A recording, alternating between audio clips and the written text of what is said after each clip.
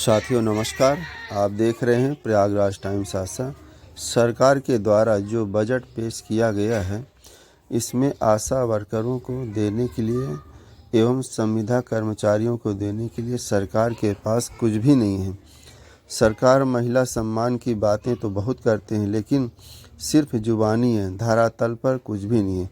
आइए सुनते हैं आशा वर्कर्स यूनियन एक्टू के प्रदेश अध्यक्ष माननीय विजय विद्रोही जी को। आज प्रदेश में सरकार ने वर्ष 2025 का बजट महीनों से कयास लगाए जा रहे थे। कुछ सरकारी भोंपू जोर शोर से मचा रहे थे कि संविदा और आउटसोर्सिंग में काम कर रहे कर्मचारियों के भाग्य का पिटारा बदलने वाला है, खुलने वाला है। कुछ उम्मीद भी थी कि पिछले दिनों सुप्रीम कोर्ट के कई महत्वपूर्ण आदेशों के रोशनी में उत्तर प्रदेश सरकार कर्मचारियों, आउटसोर्सिंग कर्मचारियों के लिए बजट में कम से कम समान काम के समान वेतन और 240 दिन काम पर पूरा करने वाले कर्मचारियों को अस्थायी कर्मचारियों के बराबर सुविधाएं देने का प्रावधान इस बजट में करेगी। किंतु सरकार ने अपने भाव के अनुरूप गोल गोल घुमाने वाला एक लॉलीपॉप कर्मचारियों के सामने परोस दिया। संविदा कर्मचारियों के लिए बजट में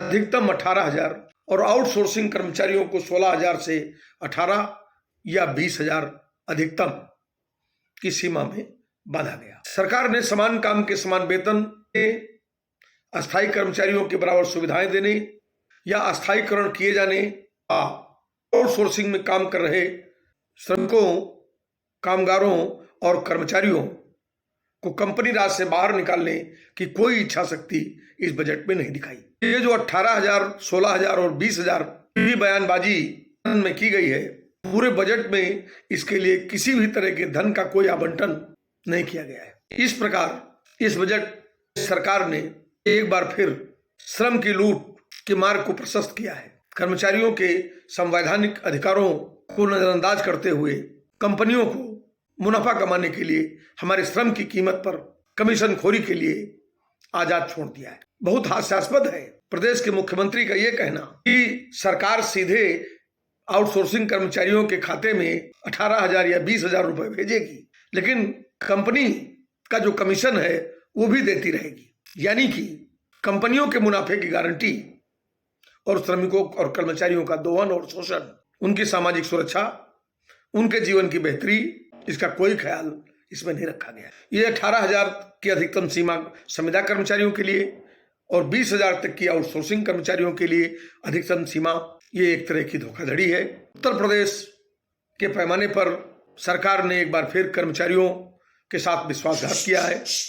उत्तर प्रदेश ANM NHM कर्मचारी union, all India central council of trade union और all India central council of trade union सरकार के इस बजट की मजम्मत करते हुए, आपत्ति दर्ज कराते हुए संविदा में काम कर रहे लाखों लोगों व आउटसोर्सिंग के लाखों कर्मचारियों से अपील करती है, संघर्ष के अलावा तुम्हारे पास कोई रास्ता नहीं है।